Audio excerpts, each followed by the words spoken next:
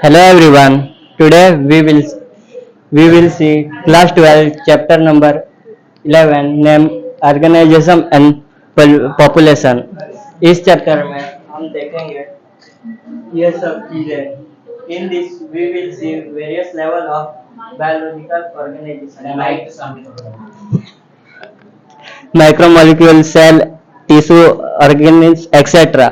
तो अभी हम कुछ टेक्स्ट बुक में दिए हुए एग्जाम्पल डिस्कस करेंगे. जैसे कि जब सुबह होती है तब बुलबुल नाम का चिड़िया वो गाता क्यों है? वो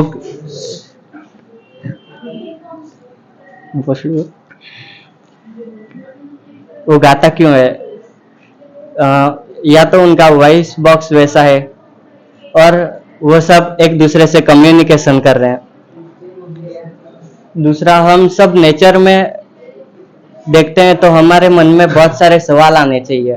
जैसे कि जो रात का फ्लावर है वो हमेशा वाइट क्यों होता है, और जो बी है उनको पता कैसे चलता है कि उस फ्लावर में नेक्टर है, और जो कैक्टस है उसके ऊपर कांटे क्यों हैं, और जो चिकन का बच्चा है चिक, उसको उसकी मम्मी पता कैसे चलती है कि वही उसकी मम्मी है. हम आज इकोलॉजी के बारे में पढ़ेंगे. इकोलॉजी के बेसिकली चार लेवल्स रहते हैं बायोलॉजिकल ऑर्गेनाइजेशन में. फर्स्ट है पॉपुलेशन है, ऑर्गेनिज्म है, कम्युनिटीज और बायोमास है. तो अब हम इस चैप्टर के मेन टॉपिक से उसके बारे में थोड़ा जान लेते हैं. तो इस चैप्टर में सबसे पहले पॉपुलेशन एट्रीब्यूट्स, और second population growth, third growth model, और चौथा पॉपुलेशन हिस्ट्री वेरिएशन, और पांचवा पॉपुलेशन इंटरएक्शन है. तो अब इन टॉपिकों को डिटेल्स में समझने के लिए हमारे दोस्त आएंगे और इसको समझाएंगे. हमारे टॉपिक का नाम है पॉपुलेशन एट्रीब्यूट. पॉपुलेशन एट्रीब्यूट जो टोटल नंबर ऑफ पॉपुलेशन होती है वो कहा जा सकता है. दूसरा, एक पर्सन और पॉपुलेशन में बहुत डिफरेंस होता है. पॉपुलेशन जो होता है वो बर्थ रेट और डेथ रेट के ऊपर डिपेंड होता है, और वन पर्सन के लिए जो बर्थ और डेथ वो एक ही जन के लिए होता है. और दूसरा टॉपिक है इकोलॉजिकल एज. उसमें 3 तरीके के पार्ट्स हैं: पोस्ट रिप्रोडक्टिव, रिप्रोडक्टिव, पर रिप्रोडक्टिव. पोस्ट रिप्रोडक्टिव का मतलब जो ओल्ड वंस हैं वो, और जो पर रिप्रोडक्टिव है वो जो हम जैसे यंग्स हैं वो, और रिप्रोडक्टिव मतलब 30 to 40 एज के अंदर में जो मेंस या वुमेन्स आते हैं वो. हाँ. Population density number of individual upon area. एक इसका एग्जांपल लेते हैं. बर्थ रेट हमारे पास जो 20 लोटस है उसमें से नए जो बने हैं वो 8 नए लोटस टोटल हो जाते हैं 28. इंडिविजुअल्स मतलब जो नए वाले जो बने हैं लोटस वो, और जो स्पेस मतलब एरिया है, जो स्पेस उसको एरिया भी कंसीडर किया जा सकता है. वो जो है ओल्ड वंस को गिना जा सकता है. वो 20 है. जो 28 अपॉन 20 को डिवाइड करेंगे तो 0.4 आएगा. ये है पॉपुलेशन डेंसिटी जो बहुत जगह पे यूज होती है, मतलब पूरे वर्ल्ड में ही होती है. तो मेरा टॉपिक है पॉपुलेशन ग्रोथ. पॉपुलेशन ग्रोथ यानी कि कितने लोग जो है एक पर्टिकुलर एरिया में है. तो जो पॉपुलेशन है वो किसी भी स्पीसीज की फिक्स नहीं रहती है, वो कभी कम होती है और कभी ज्यादा होती है, और वो डिपेंड करती है कि वहां पे कितना मतलब फूड अवेलेबल है कि नहीं, जितना चाहिए रिसोर्सेस है कि नहीं, उस पर डिपेंड करता है कि वहां की जो पॉपुलेशन है वो कितनी होगी. तो जो पॉपुलेशन ग्रोथ है उसमें मतलब जो डेंसिटी है पॉपुलेशन ग्रोथ की वो डिपेंड करती है नेटिलिटी, मोर्टेलिटी, इमिग्रेशन और एमिग्रेशन. नेटिलिटी मतलब कि कितने लोग यानी number of birth at a given period of time, कितने लोग पैदा हो रहे हैं एक स्पेसिफिक टाइम में. और मोर्टेलिटी मतलब कितने लोग मर रहे हैं, कितनी डेथ रेट है एक गिवन टाइम में. और इमिग्रेशन यानी कितने लोग बाहर से यानी दूसरी स्पीसीज के एक पर्टिकुलर हैबिटेट में आ रहे हैं। और एमिग्रेशन यानी कितने लोग छोड़ के जा रहे हैं। तो अगर हमें डेंसिटी निकालनी है पॉपुलेशन ग्रोथ की, तो उसके लिए एक फॉर्मूला है कि डेंसिटी एट टाइम अगर हमें t+1 में निकालना है, तो ये इसका फॉर्मूला है। तो जहां पे ये NT यानी कि पॉपुलेशन डेंसिटी t टाइम में कितना होगा, वो B मतलब बर्थ रेट, और इमिग्रेशन यानी कितने लोग पैदा हो रहे हैं उसके साथ कितने लोग बाहर से आ रहे हैं, वो हमारा हो जाएगा। अगर हम उसमें से निकाल दे कि कितने लोग मर गए या फिर छोड़ के गए वो हैबिटेट, तो उससे हमें टोटल ग्रोथ मिल जाएगी। मेरा टॉपिक है एक्सपोनेंशियल ग्रोथ। एक्सपोनेंशियल ग्रोथ मतलब जो पॉपुलेशन की ग्रोथ है वो बढ़ती जाती है, और उसको हम लोग जियोमेट्रिक ग्रोथ भी बोलते हैं। तो उसमें क्या होता है कि रिसोर्स है वो अनलिमिटेड होती है, और species capable to achieve biotic potential मतलब स्पीसीज है वो कैपेबल होती है अपनी मैक्सिमम रिप्रोड्यूस करने की कैपेबिलिटी को अचीव करने के लिए। तो इसका फॉर्मूला है dn/dt is equals to b minus D into n। तो हमारा जो r होता है वो birth rate minus death rate होता है। तो इधर हम लोग ने dn/dt is equals to rn। तो dn हमारा क्या होता है, change in population with respect to time, और n हमारा होता है वो ओरिजिनल पॉपुलेशन होता है। तो r इज इक्वल्स r मतलब intrinsic rate of natural increase मतलब death rate minus birth rate, और हमारा integral from of exponential growth का मतलब इसका फॉर्मूला मतलब इसमें जो कर्व है वो बढ़ते जाता है और डिक्रीज नहीं होता। तो इसका फॉर्मूला है nt is equals to n0 ERT raise to ERT। तो इसमें nt होता है वो population density after time t होता है, और n0 मतलब डेंसिटी एट टाइम 0, और हमारा e है वो बेस ऑफ नेचुरल लॉगरिथम्स, और r मतलब वही birth rate minus death rate. तो इसके जो एग्जांपल्स है वो रेंडर्स, एल्गे ब्लूम, लेमिंग ऑफ टंड्रास। इसमें क्या होता है कि जो इंसेक्ट होते हैं वो रेनी सीजन में ज्यादा रिप्रोड्यूस करते हैं, क्योंकि मतलब वाटर के हेल्प के थ्रू। आज का जो मेरा टॉपिक है लॉजिस्टिक ग्रोथ, वेरुलेंस पैरल लॉजिस्टिक कर्व। एक साइंटिस्ट है उसने एक कर्व दिया था, उसको हम सिग्मोइड कर्व भी कह सकते हैं। सिग्मोइड कर्व में 3 फेज रहते हैं, lag phase, log phase, stationary phase. Lag phase में जो पॉपुलेशन डेंसिटी की ग्रोथ है वो स्लोली इंक्रीज होती है, और लैग फेज में पॉपुलेशन डेंसिटी की ग्रोथ जो बहुत फास्टली ग्रो होती है, और स्टेशनरी फेज में एक टाइम पीरियड पे वो स्टॉप हो जाती है, उसके बाद ग्रोथ नहीं बढ़ती। और इसमें रिसोर्स जो है वो लिमिट होती है। कैरिंग कैपेसिटी मतलब उसमें जो भी ऑर्गेनिज्म या फिर इंडिविजुअल उसमें सरवाइव करते हैं उनके एरिया में जो भी रिसोर्सेस हैं अवेलेबिलिटी उनकी लिमिटेड रहती है।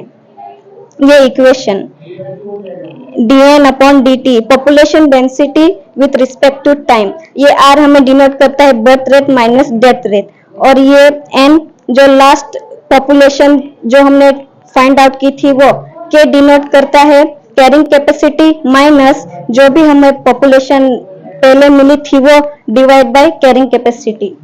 मेरा टॉपिक है लाइफ हिस्ट्री वेरिएशन। इसका मतलब होता है कि कोई ऑर्गेनिज्म कैसे ग्रो होता है, कैसे रिप्रोड्यूस करता है, कैसे सरवाइव करता है। उसके हम 4 पॉइंट्स देखेंगे। पहला पॉइंट लाइफ स्पैन में जैसे कि कोई जीव पैदा होने से अपने डेथ मरने तक वो जिंदा रहता है, उसे हम लाइफ स्पैन बोलते हैं। और जैसे कि ह्यूमंस 70 to 80 इयर्स जिंदा रह सकते हैं, और डॉग्स 10 to 15 इयर्स जिंदा रह सकते हैं। Second point age of reproduction. इसमें यह होता है कि कोई जीव ऑफस्प्रिंग फॉर्म करने लगता है, उसे हम एज ऑफ प्यूबर्टी कहते हैं। जैसे कि ह्यूमंस में बॉयज उसके प्यूबर्टी एज होती है 12 to 16 इयर्स में वो अपनी प्यूबर्टी एज पे आते हैं, और गर्ल्स में 10 to 14 years. Number of offspring, जब कोई ऑर्गेनिज्म बेबीज बोर्न करते हैं तो एक टाइम पे कितने वो बेबीज बोर्न कर सकते हैं। जैसे कि ह्यूमंस एक टाइम पे एक बेबी बोर्न कर सकता है, लेकिन फिश या फ्रॉग्स वह एक टाइम पे थाउजेंड्स ऑफ एग रिलीज कर सकते हैं। ग्रोथ रेट का मतलब जैसे कि कोई जीव कितनी तेजी से अपनी ग्रोथ इंक्रीज करता है उसे हम ग्रोथ रेट। एक चाइल्ड एक साल में 5 सेंटीमीटर ग्रोथ इंक्रीज करता है तो उसकी ग्रोथ रेट होती है 5 सेंटीमीटर। मेरा टॉपिक है पॉपुलेशन इंटरेक्शन। मतलब कौन सी भी एक पॉपुलेशन की स्पीसीज होगी उसमें दूसरी स्पीसीज आके इंटरफेयर करेगी, उसको बोलेंगे हम population interaction. Population interaction positive भी हो सकती है, नेगेटिव भी हो सकती है और न्यूट्रल भी हो सकती है।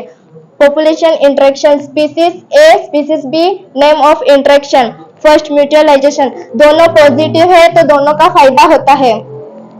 Second competition, species A species B negative है तो दोनों का नुकसान होता है।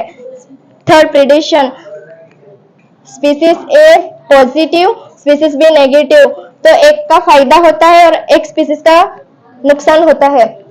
Fourth parasitism, species A positive species B negative तो इसमें भी एक का फायदा होता है और एक का नुकसान होता है। फिफ्थ कॉमेंशिएट, स्पीसीज ए पॉजिटिव और स्पीसीज बी एक का फायदा होता है और एक में कुछ भी नहीं होता है, अनइफेक्टेड होता है। सिक्स एमेंशिएशन, स्पीसीज ए नेगेटिव स्पीसीज बी मतलब इसमें भी एक का नुकसान होता है और इसमें कुछ भी नहीं होता है। ये टॉपिक पूरे हम आगे डिटेल में जानेंगे एग्जाम्पल के साथ। पढ़ेंगे प्रीडेशन। प्रीडेशन मतलब हम इसमें ट्रॉपिक लेवल के बारे में पढ़ेंगे। ट्रॉपिक लेवल मतलब आपको पता होगा प्राइमरी, सेकेंडरी, टर्शियरी वो। तो इसमें हमें प्रीडेटर और प्रे। प्रीडेटर मतलब जो जैसे कि टाइगर और डियर का एग्जांपल लेंगे। जैसे कि टाइगर डियर को इंटेक्ट करेगा मतलब खाएगा, ऐसा मतलब वो इसका एग्जांपल है। तो जो इसमें क्या होता है, जो जैसे कि इसमें एग्जांपल दिया, frog eat insect, it act capturing, killing and eating. Frog जो इंसेक्ट को किल करेगा, अटैक करेगा और खा जाएगा।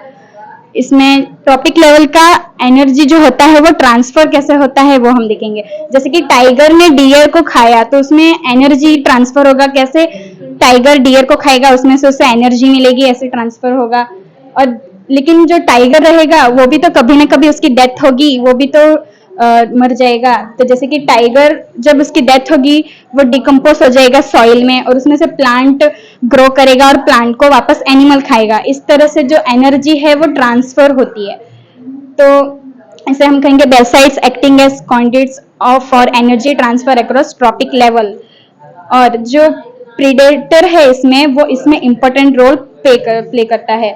और जो इंसेक्ट्स है वो 25% फेटोफाइगस है। फेटोफाइगस मतलब फेटो मतलब प्लांट और फेगस मतलब फूड। 25% जो है वो प्लांट को ही खाते हैं। और इसमें दिया गया है मॉर्फोलॉजिकल ट्रेट डिफेंस मतलब केमिकल्स। जैसे कि बहुत सारे प्लांट सारे एनिमल्स तो नहीं खाते क्योंकि उस बहुत सारे प्लांट में केमिकल्स होते हैं जिस वजह से एनिमल्स उसे नहीं खाते हैं। उसका टेस्ट बिटर होता है, कड़वा होता है, ऑफेंसिव स्मेल, उसकी स्मेल अच्छी नहीं होती है। ऐसे बहुत सारे तरीके से तो एनिमल्स प्लांट्स को नहीं खाते। जैसे कि एग्जांपल है निकोटीन, स्ट्रेचिन, क्वेनिन, कॉफिन एक्सेट्रा। तो इतना ही दिया गया है। ये हमारा था प्रीडेशन। मेरा टॉपिक है पैरासिटिज्म। पैरासिटिज्म जो एक ऑर्गेनिज्म है जो लिविंग होस्ट पे डिपेंड रहता है। पैरासाइट है जो होस्ट से न्यूट्रिशन लेता है, उसको पैरासिटिज्म बोलते हैं। इसमें होस्ट का नुकसान होता है और पैरासाइट का फायदा होता है, बेनिफिट होता है।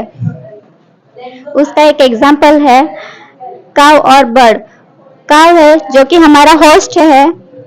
होस्ट पर छोटे छोटे इंसेक्ट्स रहते हैं जो कि होस्ट को नुकसान करते हैं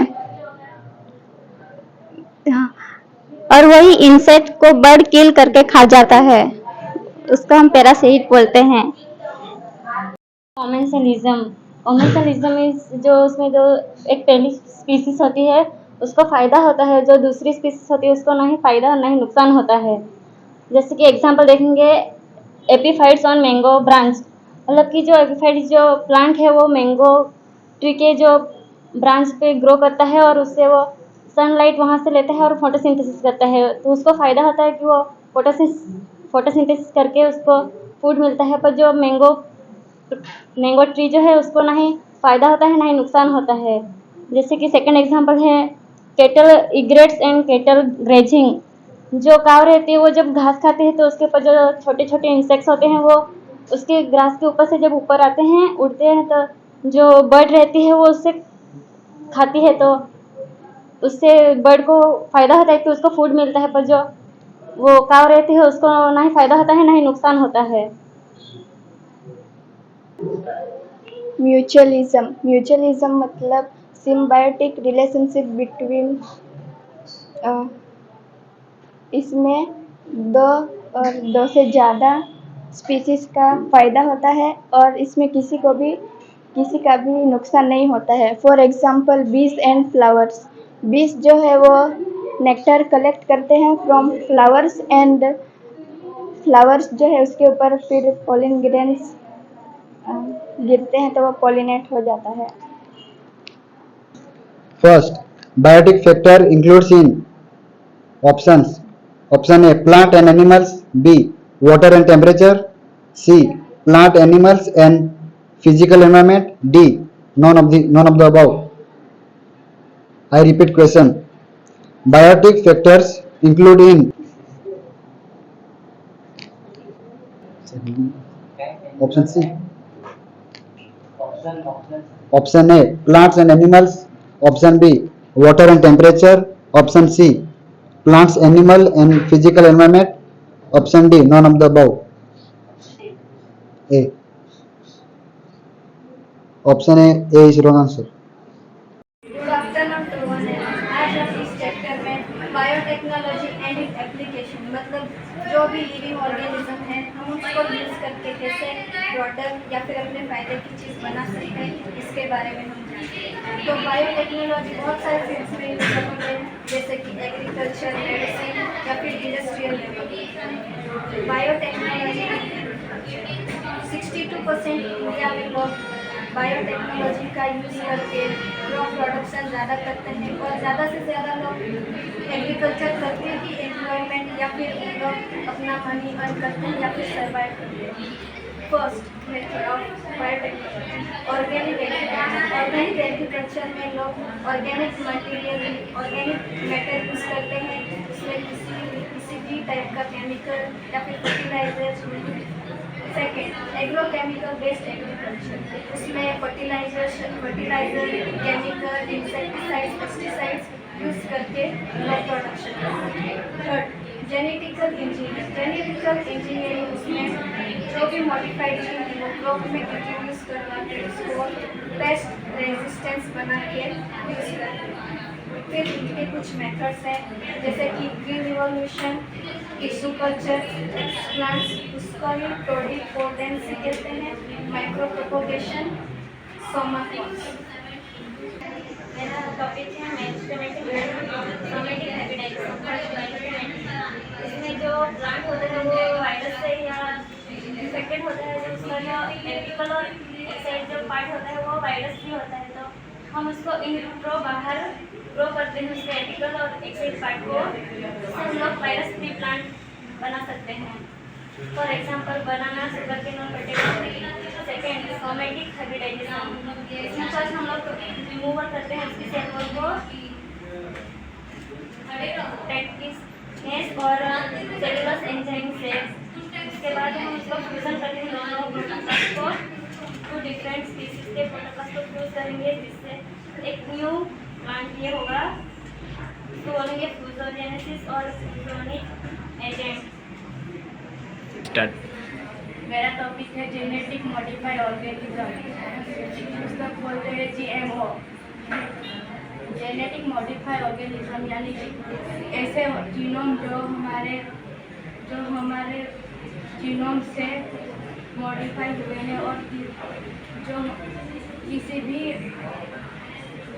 भी ऑर्गेनिज्म में इंक्लूड कर सकते हैं, जैसे कि plants, bacteria, fungi, animals etcetera. और उसके 5 एप्लीकेशन है। फर्स्ट जो टॉलरेंस टू अबायोटिक स्ट्रेंथ है, मतलब जो ग्रुप है वो टॉलरेंस मतलब सहने की क्षमता रखता है, जो हीट और सॉल्ट, ड्रॉप और कोल्ड को भी सह सकता है। सेकेंड, जेनेटिकली मॉडिफाइड ऑर्गेनिज्म मतलब जो पैरासाइट्स, केमिकल पेस्टिसाइड्स के पे डिपेंड नहीं रहता और खुद से genetic modified organism. Third, health, जो हम लोग धान काटते हैं जब हम लोग का जो रोस्ट होता है उससे हम लोग बढ़ा सकते हैं। और जो इंक्रीज इफिशिएंसी ऑफ मिनरल्स है उसको हम लोग कम कर सकते हैं। न्यूट्रिशन वैल्यू को हम लोग इंक्रीज कर सकते हैं प्लांट्स में, और उसका एग्जांपल है गोल्डन राइस, उसमें विटामिन ए अनरिच होता है। बीटी एक बैक्टीरिया है, उसका नाम है बीटी के साथ एक उसका जीन है, उसका नाम ट्राइजीन है। बीटी कॉटन कैसे करते हैं? बीटी और कॉटन में से डीएनए निकालते हैं, फिर डीएनए को कट करते हैं और उसमें ट्राइजीन को इंट्रोड्यूस करते हैं, फिर जो बनता है इसको बीटी कॉटन बोलते हैं। फिर कॉटन बोलवर्म है, वो कॉटन को खाता है तो उसके अंदर ट्राइजीन चला जाता है, फिर उसमें प्रोटोटॉक्सिन एंड एंडोटॉक्सिन रिलीज होता है। टॉक्सिन जो है वो अल्कलीन पीएच की वजह से एक्टिवेट हो जाता है। फिर जो टॉक्सिन है वो ब्लड बॉर्डर एपिथेलियल से बाइंड होता है, फिर उसमें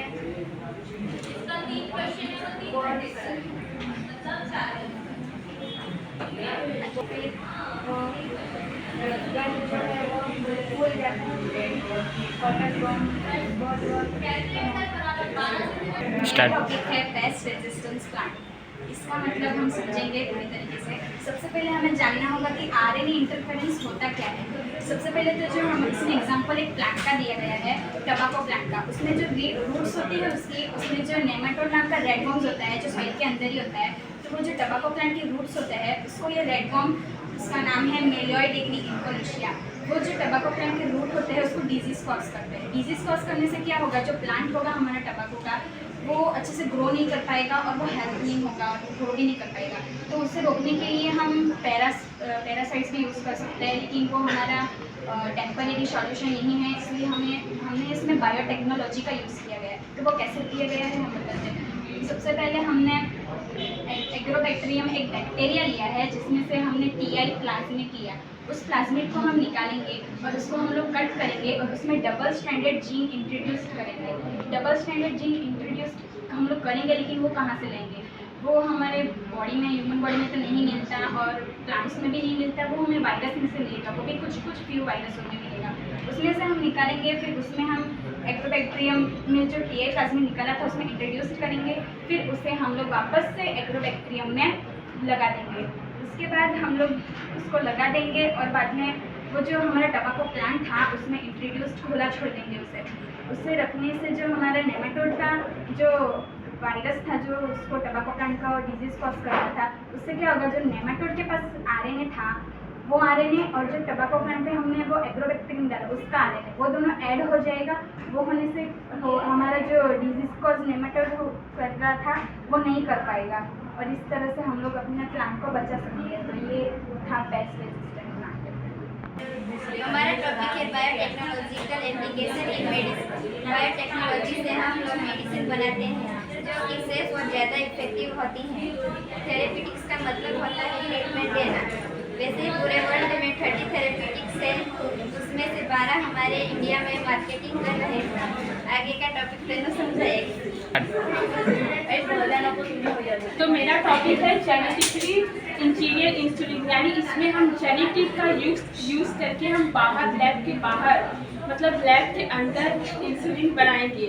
तो इंसुलिन क्या करता है? इंसुलिन एक एंजाइम है जो हमारे एक प्रोटीनेसियस हार्मोन है जो हमारे शरीर में यानी हमारे ब्लड के अंदर ग्लूकोज का लेवल मेंटेन करके रखती है। तो अगर हमारे शरीर में जो इंसुलिन बनाने वाले जो सेल हैं अगर वो डिफेक्ट हो गए या फिर ख़राब हो गए तो हमारे जो ब्लड में ग्लूकोज का लेवल कम हो जाएगा, जिसकी वजह से हमें डेफिशिएंसी हो जाएगी और हमें डायबिटीज़ हो सकता है। तो पहले के लोगों ने इसके लिए क्या किया था, इसका सोल्यूशन निकालने के लिए जो एनिमल्स रहते थे जैसे कि कैटल और पिग, कैटल मतलब काऊ, तो उनके पैंक्रियास में से वो लोग इंसुलिन को निकालते थे और ह्यूमन के अंदर इंजेक्ट कर देते थे, जो कि वो एक एनिमल का था, जिसकी वजह से जो ह्यूमन की बॉडी ने उसे रिजेक्ट कर लिया और हम उसे ओरली लेते थे यानी पिल्स के तौर पे लेते थे। तो हमारे स्टमक में एक प्रोटीएस नाम का एंजाइम प्रेजेंट रहता है जो कि प्रोटीन को डाइजेस्ट कर लेता है। तो इसके लिए एक एली लिली नाम की कंपनी आई जो अमेरिकन कंपनी थी 1983 में। तो उन लोगों ने क्या सोचा कि नाम की 1983 में उन लोगों ने क्या सोचा कि वो इंसुलिन का स्ट्रक्चर लैब में बनाएंगे। तो उन लोगों ने इंसुलिन का जो स्ट्रक्चर है जो कि एक प्रोटीन है उसे देखा। तो इंसुलिन का स्ट्रक्चर ऐसे रहता है, एक पॉली ए चैन पॉलीपेप्टाइड चैन, हमें पता है कि प्रोटीन अमीनो एसिड से बना रहता है, तो उसका स्ट्रक्चर में क्या आता है, एक पॉली ए चैन और पॉली बी चैन, ये दोनों डाई सल्फेट बॉन्ड यानी सल्फाइड बॉन्ड से कनेक्ट रहते थे और ये जो दोनों कनेक्ट रहते थे पॉली सी चैन से, ये इनएक्टिव फॉर्म में रहते थे। अगर हमें इसे एक्टिव करना रहता है तो ये जो हम पॉली सी चैन है इसे रिमूव कर देंगे तब ये एक्टिव फॉर्म में आ जाएगा। तो उन लोगों ने क्या किया कि इसे उसका करस्पॉन्डिंग सीक्वेंस बना दिया पॉली ए और पॉली बी चैन का, और उसे क्या किया प्लाज्मिक डीएनए के अंदर इन्फेक्ट करके एक रिकॉम्बिनेंट डीएनए बना दिया पॉली ए का और पॉली बी का। उन दोनों को फिर ई कोलाई के अंदर इंजेक्ट कर दिया। उसके बाद ई कोलाई ने हमें प्रोडक्ट दे दिया जो इंसुलिन बना के हमें दे दिया, और वो बहुत ज़्यादा अमाउंट में था जिसे हम यूज़ करते थे, और वो बैक्टीरिया ने बनाया इसलिए उसका कोई साइड इफेक्ट भी नहीं था और हम आसानी से उसे ले सकते थे। Thank you. मैं आज जीन थेरेपी एक्सप्लेन करने वाली हूँ। Gene therapy means correction of defective gene, मतलब हमारे जीन में कुछ खराबी आती है तो उसको करेक्ट करना, वही होता है जीन थेरेपी। कुछ ऐसे एक्सपेरिमेंटल मेथड जिससे हम जेनेटिक डिसऑर्डर को ट्रीट या फिर प्रिवेंट कर सकते हैं। तो हमें जो फर्स्ट सक्सेसफुल केस मिला था वो 1990 में मिला था। तो वो एक 4 साल की लड़की थी, उसके अंदर स्किड नाम की बीमारी थी। तो स्किड मतलब severe combined immunodeficiency disease. इसमें क्या होता है कि जो एडीए नाम का एंजाइम होता है उसकी डेफिशिएंसी होती है। एडीए मतलब एडिनोसिन डाइएमिनेस। एडिनोसिन डाइएमिनेस हमारे बॉडी में बहुत इंपॉर्टेंट रोल प्ले करता है क्योंकि वो हमारे इम्यून सिस्टम को फंक्शनिंग करता है। तो इसके हम लोग ने कुछ सॉल्यूशंस निकाले। तो हमारा जो फर्स्ट सॉल्यूशन था वो ईआरटी था। ईआरटी मतलब एंजाइम रिप्लेसमेंट थेरेपी। इसमें क्या करते हैं कि जो एडीए नाम का एंजाइम रहता है उसको हम लोग बाहर से उस पेशेंट के बॉडी के अंदर इंजेक्ट करते हैं। बट ये भी हमारा परमानेंट सॉल्यूशन तो नहीं था क्योंकि ये ज़्यादा दिन तक नहीं चलता था। फिर हमारा जो सेकेंड मेथड था वो बोन मैरो ट्रांसप्लांट। इसमें क्या करते थे, जो बोन मैरो था उसको बाहर से उसको मतलब बोन मैरो को ट्रांसप्लांट कर देते थे, लेकिन ये भी हम लोग को इजीली अवेलेबल नहीं था और कॉस्टली था, तो ये भी परमानेंट सॉल्यूशन तो नहीं था। फिर हमारा जो थर्ड मेथड था वो जीन थेरेपी था। इसमें क्या करते हैं कि जो पेशेंट है उसके बॉडी में से लिम्फोसाइट बाहर निकालते हैं और उसको फिर करेक्ट करके उसको वापस उसके बॉडी में इंजेक्ट करते थे। बट ये भी परमानेंट सॉल्यूशन नहीं था क्योंकि जो लिम्फोसाइट है उसकी लाइफ स्पैन बहुत कम थी। फिर हमारा जो परमानेंट सॉल्यूशन था वो एम्ब्रियोनिक स्टेज पे ही था। हमारा टॉपिक है मॉलिक्यूलर डायग्नोसिस। मॉलिक्यूलर डायग्नोसिस से हमें बीमारी का पता चलता है। जब हमें कोई डिसीज होती है, कुछ बीमारी होती है, तो हम कुछ टेस्ट करवाते हैं। उस टेस्ट से हमें बीमारी का पता चलता है, कौन सी हमें बीमारी है, उसको हम डायग्नोसिस बोलते हैं। उसके 2 टाइप्स होते हैं, ट्रेडिशनल और मॉडर्न।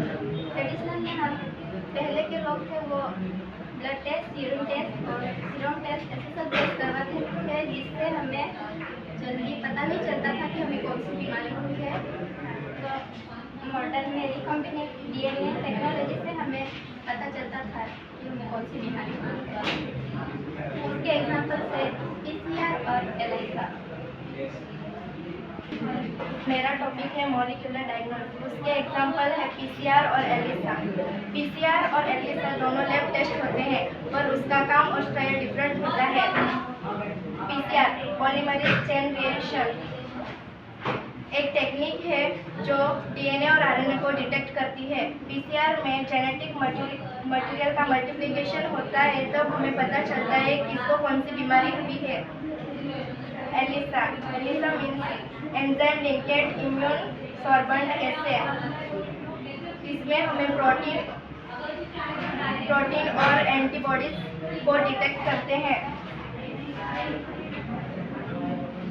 टेस्ट किया जाता है। अगर हमें शक होता है किसी पर्सन को एड्स हुआ है तो HIV के रिलेटेड एंटीबॉडी और एंटीजन अगर प्रेजेंट होते हैं तो हम बता सकते हैं कि वो पर्सन को एड्स जैसी बीमारी हुई है। Thank you. का नाम है ट्रांसजीनिक एनिमल। डीएनए मैनिपुलेशन में express is called the transgenic animals. मतलब कि जो हमने जो डीएनए जो एनिमल में डाला है वो एक्सप्रेस होके उसमें बॉडी का फंक्शन कर रहे हैं वो physiology and development. Gene are resurrect मतलब उसके जो एम्ब्रियो है उसके अंदर ही वो डीएनए को डाला जाता है पहले स्टार्टिंग से। जब वो जाइगोट बन के 4 to 8 सेल्स में कन्वर्ट होता है तभी वो डेवलप होकर फिर उसमें बॉडी के फंक्शंस में एक्सप्रेस होता है। जैसे कि हम यंग से हमारे अंदर जो डीएनए वो ह्यूमन का है तो हमारे अंदर वो डीएनए अगर हम आर्टिफिशियली करके फिर डालेंगे तो वो एक्सप्रेस नहीं हो सकता।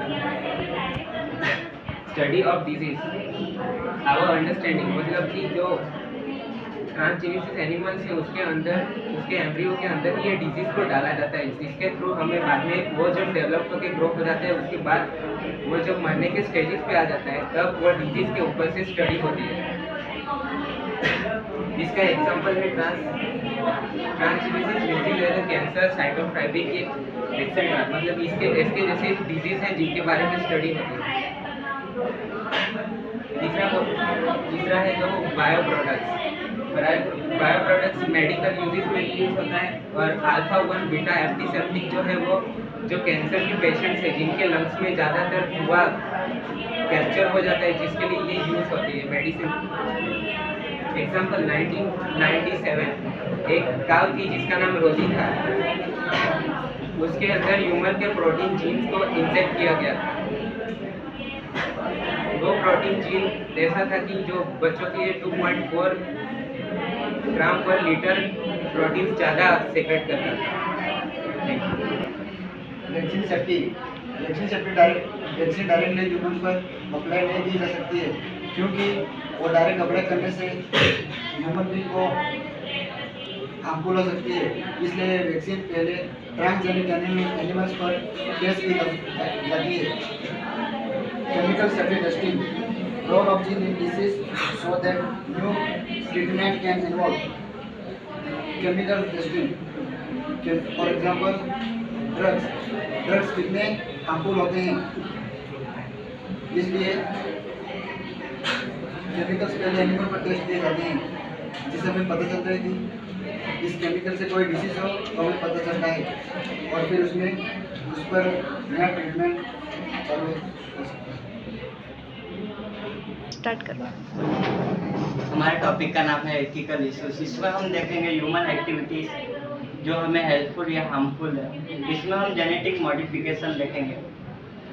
इसीलिए इंडियन गवर्नमेंट ने एक सेटअप ऑर्गेनाइज किया है जिसका नाम है GEAC। उसका फुल फॉर्म है genetic engineering approval committee. In this we will see modification of food medicine source. इसमें हम देखेंगे फूड और मेडिसिन कैसे हम और अच्छा बना सकते हैं। राइस एक सबसे बड़ा इम्पोर्टेंट ग्रेन है। इंडिया में लगभग 2 लाख से ज़्यादा उसकी वैराइटीज है और बासमती राइस उसमें से ज़्यादा बहुत मतलब फेमस है उसके लिए। तो उसका जो फ्लेवर और अरोमा है ना वो मतलब बाहर देश में और इंडिया में बहुत फेमस है। उसके बासमती राइस के 27 से ज़्यादा वैराइटीज़ मतलब ग्रो होते हैं इंडिया में। और 1997 में ना अमेरिका और मतलब उन लोग का ट्रेडमार्क हुआ था जिसके लिए मतलब इंडिया की इकोनॉमी मतलब ग्रो हो सके और उससे उनको फ़ायदा हो। Thank you. आज हम पढ़ेंगे बायो पायरेसी। बायो मतलब लिविंग, जैसे कि ह्यूमंस, एनिमल्स एक्सेट्रा। और रिसोर्स मतलब कोई माइक्रो ऑर्गेनिजम्स या एंटीबायोटिक्स वो कोई कंपनी से इंडस्ट्रीज में प्रोड्यूस होती है। और पायरेसी में जो कंपनी या इंडस्ट्रीज में कोई माइक्रो ऑर्गेनिज्म प्रोड्यूस होती है वो कोई बिना उसे परमिशन के यूज करते हैं, उसे पायरेसी बोलते हैं। और उन